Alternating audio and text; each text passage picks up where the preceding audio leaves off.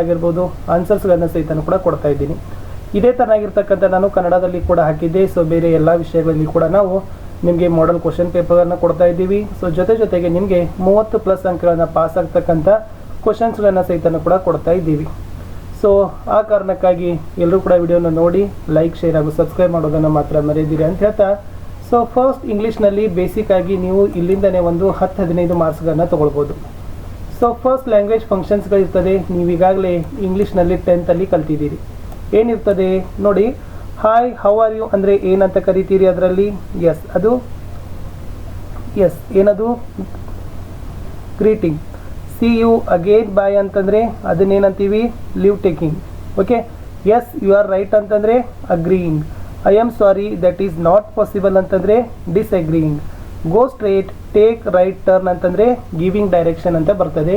So ಇವೇ ಏನಾಗಿರ್ತಾವಪ್ಪ ಅಂದ್ರೆ language functions ಇರ್ತವೆ. ಹೊಂದಿಸಿ ಬರೀಬೇಕು, ಮ್ಯಾಚ್ ದ ಫಾಲೋವಿಂಗ್ ಮಾಡಬೇಕು.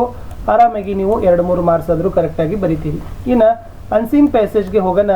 ಇಲ್ಲಿ 10 ಮಾರ್ಕ್ಸ್ಗಳನ್ನು ನೀವು ಏನು ಮಾಡಬೇಕಾಗ್ತದಪ್ಪ ಅಂದ್ರೆ ಇರ್ತದ ಮಿನಿಮಮ್ 5-6 ಮಾರ್ಕ್ಸ್ ಆದರೂ ತೊಗೊಳ್ಬೋದು. ಸೊ ಭಾಳ ಸಿಂಪಲ್ ಕ್ವಶನ್ಸ್ ಇರ್ತಾವ. ವಾಟ್ ಇರ್ತದ, ವೇರ್ ಇರ್ತದ, ಹೌ ಇರ್ತದ, ವೇರ್, ಹೂ, ವೈ ಇವೇ ವಾಕ್ಯಗಳಿರ್ತಾವ. ಯಾರು, ಏಕೆ, ಹೇಗೆ. ಆಲ್ರೆಡಿ ಮ್ಯಾಲೆ ಪ್ಯಾಸೇಜ್ ಇರ್ತದೆ. ಕೊಟ್ಟ ಕ್ವಶನ್ಗಳಲ್ಲಿರ್ತಕ್ಕಂಥ ವರ್ಡ್ಗಳನ್ನ ಪ್ಯಾಸೇಜ್ನ ಯಾವ ಸಾಲುಗಳಿದೆ ಅನ್ನೋದನ್ನು ಕಂಪ್ಲೀಟಾಗಿ ಆ ಸಾಲುಗಳನ್ನ ಫುಲ್ ಸ್ಟಾಪ್ ಹಿಂದಿಂದು ಫುಲ್ ಸ್ಟಾಪ್ ಮುಂದಿಂದು ಬರ್ಕೋತ ಹೋಗಿ ಅಷ್ಟಾದರೂ ನಿಮಗೆ 1 ಮಾರ್ಕ್ಸ್ ಕೊಡ್ತಾರೆ. ಇದು ಈಸಿಯಾಗಿರ್ತಕ್ಕಂಥ ಟ್ರಿಕ್ಸ್ ಅಂತ ಹೇಳ್ಬೋದು. ಸೊ ಸುಮಾರು ನೀವು 5-6 ಮಾರ್ಕ್ಸ್ಗಳನ್ನ ಏನು ಮಾಡ್ಬೋದು, ಅನ್ಸೀನ್ ಪ್ಯಾಸೇಜ್ದಿಂದ ಪಡಿಬೋದು. ಡೋಂಟ್ ವರಿ, ಕ್ವಶನ್ ಕೀವರ್ಡ್ಸ್ಗಳನ್ನು ಹುಡ್ಕೊಂಡು ಹೋಗಿ ಸೊ ನಿಮಗೆ ಉತ್ತರಗಳನ್ನು ಪ್ಯಾಸೇಜಲ್ಲಿ ಸಿಗ್ತದೆ. ಹಿಂದಿನ ಫುಲ್ ಸ್ಟಾಪ್ ಹಿಡಿದು ಮುಂದಿನ ಫುಲ್ ಸ್ಟಾಪ್ವರೆಗೂ ಕಂಪ್ಲೀಟಾಗಿ ಒಂದು ಸೆಂಟೆನ್ಸನ್ನು ನೀಟಾಗಿ ಬರೆದ್ರೂ ಕೂಡ ನಿಮಗೆ ಅಂಕಗಳು ಕೊಡ್ತಾರೆ. ಇನ್ನು ನೆಕ್ಸ್ಟ್ ಆರ್ಟಿಕಲ್ಸ್ ಮತ್ತು ಪ್ರಿಪೋಸಿಷನ್ಸ್ಗಳನ್ನು ಆಲ್ರೆಡಿ ನೀವು ಕೂಡ SSLCಯಲ್ಲಿ ಕಲ್ತಿರಿ. ಬೇಸಿಕ್ ಆಗಿ ನಿಮಗೆ ಗೊತ್ತದ. ಎ ಆ್ಯಂಡ್ ದ ಆರ್ಟಿಕಲ್ಸ್ ಅಂತೀವಿ. ಆಮೇಲೆ ಪ್ರಿಪೋಸಿಷನ್ಸ್ಗಳನ್ನು ನೋಡೋದಾದರೆ ಸ್ನೇಹಿತರೆ, ಸೊ ಸುಮಾರು ಪ್ರಿಪೋಸಿಷನ್ಗಳನ್ನು ನೀವು ಬಳಸಿದ್ದೀರಿ. ಅದು ಫಾರ್ ಆಗಿರ್ಬೋದು, ಇನ್ ಆಗಿರ್ಬೋದು, ವಿತ್ ಆಗಿರ್ಬೋದು. ಓಕೆ, ಅವೆಲ್ಲ ಪ್ರಿಪೋಸಿಷನ್ಸ್ಗಳನ್ನ ವಾಕ್ಯಗಳನ್ನು ಓದಿದ್ರೆ ನಿಮಗೆ ಖಂಡಿತವಾಗಿ ಅಲ್ಲೇ ಟ್ರಿಕ್ಸ್ಗಳು ಗೊತ್ತಾಗ್ತದೆ. ಇನ್ನು ಡೈಲಾಗ್ ಕಂಪ್ಲೀಟ್ ಮಾಡ್ತಕ್ಕಂಥದ್ದು ಭಾಳ ಈಸಿ ಇರ್ತದೆ. ಹೊಟ್ಟೆ ಬಿಟ್ಟು ಬರ್ಲಿಕ್ಕೆ ಹೋಗಬೇಡಿ. ಇಲ್ಲಿ ಏನಿರ್ತದೆ ಅಂದ್ರೆ ಇಬ್ಬರ ವ್ಯಕ್ತಿಗಳ ನಡುವಿನ ಸಂವಾದವನ್ನು ಕೊಟ್ಟಿರ್ತಾರೆ. 2 ಪರ್ಸನ್ಸ್ ಇರ್ತಾರೆ. So 2 persons, for example student teacher ಇರ್ಬೋದು, ಫಾದರ್ ಮದರ್ ಇರ್ಬೋದು, ಓಕೆನಾ, ಫಾದರ್ ಸನ್ ಇರ್ಬೋದು. ಓಕೆ, ಈ ಥರನಾಗಿರ್ತಕ್ಕಂಥ ಇಬ್ಬರ ವ್ಯಕ್ತಿಗಳ ನಡುವಿನ ಡೈಲಾಗ್ಸ್ಗಳು ಇರ್ತಾವೆ. ಸಿಂಪಲ್ ಆಗಿ one ವರ್ಡಲ್ಲಿನೂ ಕೂಡ ಬರಿಬೋದು. ಈಗ ಒಂದು ಕೇಳಿದ್ರು, ಸ್ಟ್ರೇಂಜರ್ ಅಂತಾನೆ ಡ್ಯಾಶ್ ಸರ್ ಅಂತ ಕೇಳ್ತಾರೆ. Ravindra yes what can I do for you ಅಂತ. ಗುಡ್ ಮಾರ್ನಿಂಗ್ ಸರ್ ಅಂತ ಫಸ್ಟ್ ಬರಿಬೋದಲ್ಲ. ಆಮೇಲೆ ಅವ ಏನು ಕೇಳ್ತಾನೆ, yes what can I do for you. ಅವಾಗ ಸ್ಟ್ರೇಂಜರ್ ತಾನೆ, yes post office, I am coming to post office ಅಥವಾ work in the post office. ಈ ಥರನಾಗಿ ಸೆಂಟೆನ್ಸ್ಗಳನ್ನು ಕ್ಲಿಯರ್ ಬರೀಬೇಕು. ಸೊ ನಿಮಗೆ ಖಂಡಿತವಾಗಿ ಡೈಲಾಗ್ಗಳನ್ನು 4 ಡೈಲಾಗ್ಗಳನ್ನು ಬರೀಬೇಕು. ಪ್ರತಿ ಡೈಲಾಗ್ಗೆ ಒಂದೊಂದು. ಸೊ ಸುಮಾರು 2 ವಾಕ್ಯಗಳಾದರೂ ತೊಗೊಳ್ತೀರಿ. 2 ಮಾರ್ಕ್ಸ್ ಆದರೆ ಈಸಿಯಾಗಿ ನೀವು ಇಲ್ಲಿನೂ ಕೂಡ ಸೆಕ್ಯೂರ್ ಮಾಡ್ಬೋದು. ಆಮೇಲೆ ಇದು ಇವೆಂಟ್ ಕ್ವಶನ್ಸ್ ಭಾಳ ಈಸಿ ಇರ್ತದೆ. ಓಕೆನಾ, ಮೇನ್ ಕ್ವಶನ್ ನಂಬರ್ 6ದಲ್ಲಿ ಇದನ್ನು ಕೊಟ್ಟಿರ್ತಾರೆ, 6ನೇದರಲ್ಲಿ. ಸೊ ಆಲ್ರೆಡಿ ಏನಾಗಿರ್ತದೆ, ಕೆಲವೊಂದಿಷ್ಟು ಮೆಸೇಜ್ಗಳನ್ನ ಸೇಮ್ ಅನ್ಸೀಸ್ ಪ್ಯಾಸೇಜ್ ಹಂಗೆ ಇರ್ತದೆ. ಅದ್ರ ಮೇಲಿನ ಕ್ವಶನ್ಸ್ಗಳು ಬರ್ಬೋದು. 4ಕ್ಕೆ 4 ಮಾರ್ಕ್ಸ್ ಇಲ್ಲಿ ಏನು ಮಾಡ್ಬೋದು, ಇವೆಂಟ್ಗಳ ಮೇಲೆ ತೊಗೊಳ್ಬೋದು.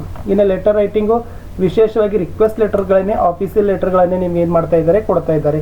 ಆಲ್ರೆಡಿ ಅಲ್ಲಿ ಅಡ್ರೆಸ್ ಇರ್ತದೆ. ಓಕೆನಾ, XXXS ಅಂತ ಅಡ್ರೆಸ್ ಆಗಿರ್ಬೋದು, YYY ಅಂತ ಅಡ್ರೆಸ್ ಆಗಿರ್ಬೋದು.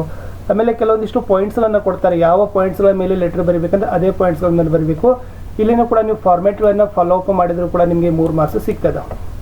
ನೋಡಿ ಎಷ್ಟು ಮಾರ್ಕ್ಸ್ ತೊಗೊಳ್ಬೋದು ಲ್ಯಾಂಗ್ವೇಜ್ ಫಂಕ್ಷನ್ಸಲ್ಲಿ, ಇಲ್ಲಾಂದರೆ minimum 3 marks ತೊಗೊಳ್ಬೋದು. ಅನ್ಸಿನ್ ಪ್ಯಾಸೇಜಲ್ಲಿ minimum 5 marks ತೊಗೊಳ್ಬೋದು. Article ಪ್ರಿಪೋಸಿಷನಲ್ಲಿ 2 marks ಆದರೂ ಕೂಡ ನೀವು ಆರಾಮ ತೊಗೊಳ್ಬೋದು.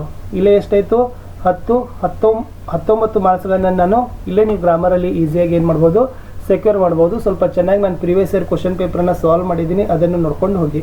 ಇನ್ನು ನೆಕ್ಸ್ಟ್ ನಾನು ಕೊಡ್ತಾ ಇರೋದು ಏನಪ್ಪ ಅಂತಂದರೆ 6 ಮಾರ್ಕ್ಸ್ ಕ್ವಶನ್ಸ್ಗಳನ್ನ. ಎಕೋ ಪ್ಯಾಟರ್ನ್ಗಳನ್ನು ಚೇಂಜ್ ಆಗಿದೆ ಅಂತ ಭಾಳ ಜನ ಹುಡುಗರು ಕಮೆಂಟ್ ಮಾಡಿದರು ಇಂಗ್ಲೀಷಲ್ಲಿ. ಬಟ್ ಲಾಂಗ್ ಕ್ವಶನ್ ಆನ್ಸರ್ಗಳು ಅದು 4 ಮಾರ್ಕ್ಸ್ಗೆ ತೊಗೊಳ್ತಾರೋ ಅಥವಾ 6 ಮಾರ್ಕ್ಸ್ಗೆ ಕೇಳ್ತಾರೋ ನೋಡ್ಕೊಡ್ರಿ. ಅದರಲ್ಲಿ ನಿಮಗೆ ಗೊತ್ತಿದೆ 2 ಪೋಯಮ್ಸ್ಗಳನ್ನು ಏನು ಮಾಡಬೇಕಾಗ್ತದೆ, ಲಾಂಗ್ ಕ್ವಶನ್ ಆನ್ಸರಲ್ಲಿ ಬರೀಬೇಕು. ಸೊ ಬಾಕಿ 4 ಕ್ವಶನ್ಸು ಪ್ರೋಸ್ ಸೆಕ್ಷನ್ದಿಂದ ಬರೀಬೇಕು. ಆಲ್ರೆಡಿ ನೀವು ಈ ಸಮ್ಮರಿಗಳನ್ನ ನಿಮಗೆ ಗೊತ್ತಿತ್ತಂದರೆ ಡೋಂಟ್ ವರಿ, ಬಟ್ ಇರಲಿಲ್ಲ ಅಂದರೆ ಕಂಪಲ್ಸರಿ ಸ್ಕ್ರೀನ್ಶಾಟ್ ತೊಗೊಳ್ರಿ. ಎಷ್ಟಿದೆ ಅಷ್ಟು ಸುಮಾರು 8-10 ಸಾಲುಗಳನ್ನಾದರೂ ಬರೀರಿ. ಸೊ ಪ್ರತಿ ಒಂದು ಲಾಂಗ್ ಕ್ವಶನ್ಗೆ ನೀವು 2 ಮಾರ್ಕ್ಸ್ ಆದರೂ ಗ್ಯಾರಂಟಿಯಾಗಿ ನಿಮ್ಗೆ ಏನು ಮಾಡ್ತಾರೆ, ಇವ್ಯಾಲ್ಯೂಯೇಟರ್ ಕೊಡ್ತಾರೆ. ಸೊ ಫಸ್ಟ್ ನೋಡಿ, ದ ಜೆಂಟಲ್ಮನ್ ಆಫ್ ದ ಜಂಗಲ್ದಲ್ಲಿ ಕೊಟ್ಟಿರ್ತಕ್ಕಂಥ ಸಮರಿ. ಸೊ ಇದನ್ನು ತಗೊಳ್ಳು. ವಿಶೇಷವಾಗಿ ನಾನು ನಿಮ್ಗೆ ಏನು ಹೇಳಪ್ಪ ಅಂದರೆ ಸ್ಕ್ರೀನ್ಶಾಟ್ ತೊಗೊಳ್ಳೋದೇ ಏನಪ್ಪ ಅಂತಂದರೆ ಬೆಟರ್. ಸೊ ಇಷ್ಟೇ ಇದೆ ಇದು. ಸೊ ಇನ್ನೊಂದು ಸರಿ ಕೊಡ್ತೀನಿ ನೋಡಿ. ಸೊ ಸಮರಿ ಇದೆ, once an elephant made a friendship with a man ಇದೆ, ಇಲ್ಲಿಂದ ತೊಗೊಳ್ರಿ. ಸೊ ನೆಕ್ಸ್ಟ್ ಲಾಸ್ಟ್ ಏನಪ್ಪ ಅಂತಂದರೆ as and the man set fire to the hut ಅಂತಕ್ಕಂಥವರಿಗೆ ಇದೇನಿದೆ ಸೊ ಇಷ್ಟು ಬರೆದ್ರು ಕೂಡ ಎನಿ ಕ್ವಶನ್ಸ್ಗೆ ಸೊ ನೀವು 2-3 ಮಾರ್ಕ್ಸ್ ಆದರೂ ಕೂಡ ಇಲ್ಲಿಂದ ಪಡಿತೀರಿ.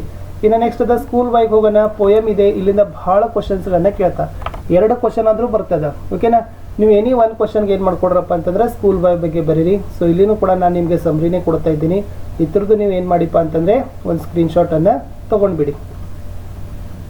ಸೊ ಈ ಸ್ಕ್ರೀನ್ಶಾಟ್ ತೊಗೊಂಡ್ರೆ ನಿಮಗೂ ಕೂಡ ಏನಾಗ್ತದಪ್ಪ ಅಂದರೆ ಖಂಡಿತವಾಗಿರ್ತಕ್ಕಂಥ ಯೂಸ್ ಆಗ್ತದೆ. ಆಮೇಲೆ ಕೇಳಿರ್ತಕ್ಕಂಥ ಎಲ್ಲ ಪ್ರಶ್ನೆಗಳಿಗೆ ದ ಸ್ಕೂಲ್ ಬಾಯ್ ಅಂತ ಸಿಕ್ಕಿದ್ರೆ ಸಾಕು, ಬರೀರಿ. ನಿಮಗೆ 4 ಮಾರ್ಕ್ಸ್ ಇದ್ದರೆ 2 ಆದರೂ ಕೊಡ್ತಾರೆ, 6 ಮಾರ್ಕ್ಸ್ ಇದ್ದರೆ 2, 3, 4 ಆದರೂ ಕೊಡ್ತಾರೆ. ಬಟ್ ಒಟ್ಟೆ ಬಿಟ್ಟು ಬರ್ಲಿಕ್ಕೆ ಹೋಗ್ಬೇಡ್ರಿ, ಮ್ಯಾಕ್ಸಿಮಮ್ ಸಮರಿ ಆದರೂ ಬರೀರಿ. ದ ಅರೌಂಡ್ ಮೆಡಿಕನಲ್ ಕ್ರೀಪರ್ ಅಂತಕ್ಕಂಥದ್ದು ಒಂದು ಪಾಠ ಇದೆ, ಸೊ ಸ್ಟೋರಿ ಇದೆ. ಇದ್ರದ ಮೇಲೂ ಕೂಡ ಬಹಳಷ್ಟು ರೀತಿಯಾಗಿರ್ತಕ್ಕಂಥ ಕ್ವಶನ್ಸ್ಗಳು ಕೇಳ್ತಾರೆ. ಸೊ ಇದು ಕೂಡ ಲಾಂಗ್ ಕ್ವಶನಲ್ಲಿ ಬರ್ತಕ್ಕಂಥ ಒಂದು ಗದ್ಯ ಪಾಠದ ಸಮರಿ ಇದೆ. ಸೊ ಈ ಸಮರಿಯನ್ನು ಕೊಡ್ರಿ, ಭಾಳ ಈಸಿ ಅದ ನೋಡ್ರಿ. ಓಕೆ, ಇನ್ನೂ ಒಂದು ಸರಿ ತೋರಿಸ್ತೀನಿ ಈ ಥರದ್ದು. ಬೇಕಾದರೆ ಇದನ್ನು ಝೂಮ್ ಔಟ್ ಮಾಡ್ತಾ ಇದ್ದೀನಿ. ಸೊ ತೊಗೊಳ್ರಿ ಸ್ಕ್ರೀನ್ಶಾಟು, ಇಷ್ಟೇ ಬರೀರಿ ಸಾಕು. ನೀವೇನು ಮಾಡ್ಬೋದು, ಆರಾಮಾಗಿ 3-4 ಮಾರ್ಕ್ಸ್ಗಳನ್ನು ಕ್ಯಾರಿ ಮಾಡ್ಬೋದು, ತೊಗೊಳ್ಳೇಬೋದು. ಇನ್ನು ಊರು ಮನುಷ್ಯನ ಬಗ್ಗೆ ಒಂದು ಪ್ರಶ್ನೆ ಬರ್ತದೆ. ಸೊ ಇದು ಕೂಡ ಗದ್ಯಪಾಠ ಇದೆ. ಸೊ ಇದು ಗದ್ಯಪಾಠದಲ್ಲಿರ್ತಕ್ಕಂಥ ನಾನೇನಂತೀನಿ, ಯಾವುದು ಸಮರಿ ಈಸಿ ಇದೆಯಲ್ಲ ಅದನ್ನು ಬಾಯಟ್ ಹಾಕಿ. ಓಕೆನಾ, ಯಾವುದು ಸಮರಿಗಳನ್ನು ಲಾಂಗ್ ಇದಾವಲ್ಲ ಅವುಗಳನ್ನು ನೀವು ಕಷ್ಟಪಡ್ಲಿಕ್ಕೆ ಹೋಗಬೇಡಿ. ಇದು ಕೂಡ ಈಸಿ ಇದೆ, ಇದು ಕೂಡ ಭಾಳಷ್ಟು ಏನಿಲ್ಲ, ಒಂದು 15 ಸಾಲುಗಳನ್ನು ಊರು ಮನುಷ್ಯನ ಬಗ್ಗೆ ಇರ್ತಕ್ಕಂಥದ್ದು ಸಮರಿ ಇದೆ. ಸೊ ಇಲ್ಲಿಂದನೂ ಕೂಡ ನೀವೇನು ಮಾಡ್ಬೋದು, ಬರಿಬೋದು. ಇನ್ನು ಬಾಬರ್ ಅಲಿ ಬಗ್ಗೆ ಭಾಳ ಕ್ವಶನ್ಸ್ಗಳು ಬರ್ತಾವೆ. ಓಕೆನಾ, ನಾನು ಸುಮಾರು ಎಲ್ಲ ಕ್ವಶನ್ಸ್ಗಳನ್ನ ಕೊಡ್ತಾ ಇದ್ದೀನಿ. ಯಾಕಂದರೆ ನೀವು ನೋಡಿ ನಿಮಗೆ ಯಾವುದು ಈಸಿ ಆಗ್ತದಲ್ಲ ಅದನ್ನು ಬಾಯಟ್ ಹಾಕಿ. ಯಾಕಂದರೆ ನಾನು ಕೆಲವೊಂದಿಷ್ಟೇ ನಿಮಗೆ ಕೊಡಬೇಕು ಅಂತೇನಿಲ್ಲ, ನಾನು ಎಲ್ಲವನ್ನೂ ಕೂಡ ನಿಮಗೆ ನಿಮ್ಮ ಎಕ್ಸಾಮ್ಗೆ ಬರ್ತಕ್ಕಂಥ ಲಾಂಗ್ ಕ್ವಶನ್ ಆನ್ಸರ್ಸ್ಗಳನ್ನ ಶೋ ಮಾಡ್ತಾ ಹೊರಟಿದ್ದೀನಿ. ಸೊ ನಿಮಗೆ ಯಾವ್ದು ಈಸಿ ಆಗಿದೆಯಲ್ಲ ಅದನ್ನು ತೊಗೊಂಡು ಓದಿ, ಇದನ್ನು ಬರೀರಿ, ಖಂಡಿತವಾಗಿ ನಿಮಗೆ ಮಾರ್ಕ್ಗಳು ಸಿಗ್ತವೆ. ಇಫ್ ಐ ವಾಸ್ ಟ್ರೀ ಅಂತಕ್ಕಂಥ ಪದ್ಯಪಾಠ ಇದೆ. ಸೊ ಓಕೆ, ಈ ಪದ್ಯ ಅಂತರೂ ಕೂಡ ಭಾಳ ದೊಡ್ಡದಾಗಿರ್ತಕ್ಕಂಥ ಸಮರಿ ಅನಿಸುತ್ತೆ ನನಗೆ ಟೈಪ್ ಮಾಡುವಾಗ. ಯಾಕಂದರೆ ಇದೇ ಒಂದು ಕ್ವಶನ್ಸ್ ಲಾಸ್ಟ್ ಅಂತಲೂ ಕೂಡ ನಾನು ಹಾಕಿರ್ತಕ್ಕಂಥದ್ದು. ಓಕೆ, ಸೊ ಇಷ್ಟು ಏನಾಗಿದೆಪ್ಪ ಅಂತಂದರೆ ನಾನು ನಿಮಗೆ ಫಸ್ಟ್ PUC ಇಂಗ್ಲೀಷ್ದವರಿಗೆ ಏನು ಮಾಡಿದ್ದೀನಿ, 30+ ಇರ್ತಕ್ಕಂಥ ಕೆಲವೊಂದಿಷ್ಟು ಟಿಪ್ಸು ಟ್ರಿಕ್ಸು ಜೊತೆಗೆ ಕೆಲವೊಂದಿಷ್ಟು ಪ್ರಶ್ನೆ ಮತ್ತು ಉತ್ತರಗಳನ್ನು ತೋರಿಸಿದ್ದೀನಿ. ವಿಡಿಯೋ ಹೇಗನ್ಸಿತು ಅಂತ ಕಮೆಂಟಲ್ಲಿ ತಾವುಗಳೆಲ್ಲ ಕೊಡಬೇಕು. ಮತ್ತು ಬೇರೆ ಎಲ್ಲ ವಿಷಯದ ವಿಡಿಯೋಗಳು ಇದೇ ಥರ ಆಗಿರ್ತವೆ, ಅವುಗಳನ್ನು ಸಹಿತ ನೋಡಲಿಕ್ಕೆ ಮರಿಬಾರ್ದು.